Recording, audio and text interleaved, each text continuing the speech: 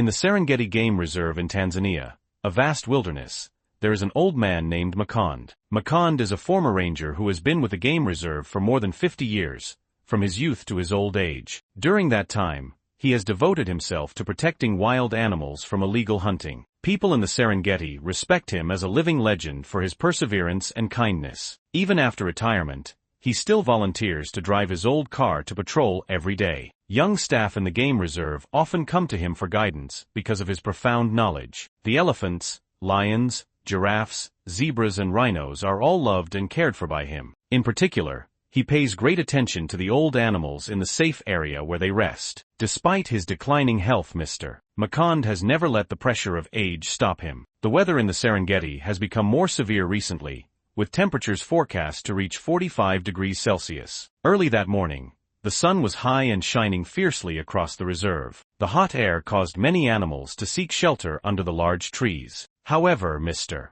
Makonde was determined to make the trip to check on the condition of the rhino that had been injured the day before. He drove to the bushy area where the rhino was recovering. The car slowly rolled on the rough road in the middle of the dry grassland. The sweltering heat blew into the cabin, causing him to sweat continuously. When he arrived, he stopped the car and got out, trying to observe the rhino from a distance. The rhino still looked weak. A long wound had not yet healed. Makonde gently approached to check on its condition. His eyes were filled with worry and love for this large but vulnerable creature. Suddenly, he felt a sharp pain in his chest. The pain spread, making him dizzy and unable to react. He fell to his knees in the grass, sweat pouring out and his face pale. His two colleagues, Elijah and Musa, were taking care of the zebras nearby when they heard AF. They rushed over and saw Mr. Makonde collapsait dans the ground. Elijah bent down to check his pulse, realizing that his heart was beating erratically. Musa searched for his heart medication in his pocket, but couldn't find it. Perhaps in his haste, the old man had forgotten to bring his medication today. The situation was so dire, Elijah immediately called the center via radio to request an ambulance. All the surrounding work had to stop. Everyone joined forces to support. The special vehicle quickly rushed over, taking Mr. Makonde to the medical room of the reserve. On the way, Elijah kept calling his name, hoping he would hold on. But his old eyes gradually closed. His breathing was intermittent. Arriving at the medical room, the doctors immediately performed emergency treatment. They tried to perform artificial respiration and used a defibrillator. The tense atmosphere covered the small room. After more than 15 minutes, a doctor slowly announced that his heart had stopped beating a long time ago. The eerie silence spread. Everyone was shocked. The confirmation that he could not be saved rang out in sorrow, ending a glorious life. Many staff members rushed over to hear the news, their faces bewildered. They knew that the reserve had just lost a spiritual pillar. The sad news was reported to his family.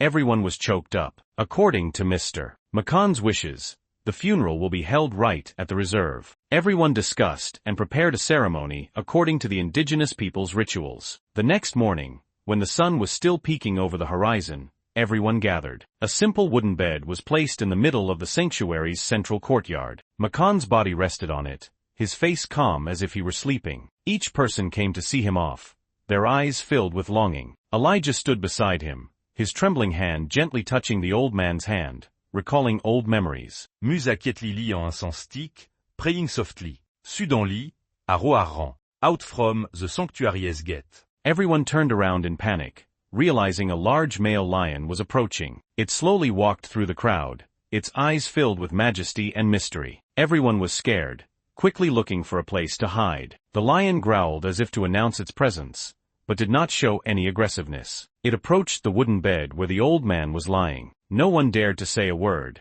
Everyone silently looked at the mighty beast. The lion circled the bed, then stopped at the foot of the bed, bowing its head as if in remembrance. The strange scene made the crowd tremble and be shocked by the tragedy. Elijah was surprised to see that the lion had a large scar on its side. He suddenly remembered that this was the lion that he and Mr. Makonde had saved 15 years ago. At that time, the pride of lions was trapped on the road due to hunting, and they asked for help from the rangers. Makonde and Elijah ventured closer, removed the trap, and bandaged the male lion's wound. From there, the lion was brought to a safe area, gradually recovered, and returned to the wild. Perhaps it had been silently watching over its benefactor for many years. When it heard that Mr. Makonde had passed away, it somehow came to say goodbye. The story of the lion's loyalty and gratitude moved everyone. Elijah cautiously approached, trying to calm the lion. Surprisingly, the lion just quietly bowed its head, not showing any aggression. Gradually, the others also boldly stepped forward,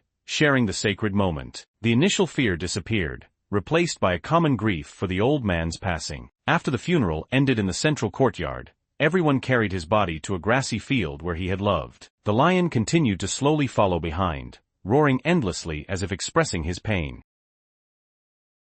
The group stopped at a place with a large shade tree and green grass. They began to dig a quiet grave, gently placing Mr. Makonde in it. The entire sanctuary held its breath, witnessing the final farewell. Elijah and Musa placed a stone with his name engraved on it at the head of the grave to commemorate his 50 years of service. The local people held a prayer ceremony, hoping that his soul would rest in peace in eternity. The lion stood by the grave, bowing its head for a long time without taking its eyes off him. Then it roared loudly, echoing throughout the fields. The roar was heartbreaking, like the tragic cry of someone who had lost a benefactor. After a while, the group quietly left, leaving only the lonely lion behind. The sun gradually set, dyeing the Serengeti sky red. The image of the lion by the old man's grave was deeply engraved in everyone's mind. The next day, the reserve temporarily suspended all bustling activities to commemorate him. Many people came to burn incense, place wild flowers by the grave, and pray for him to rest in peace. Occasionally,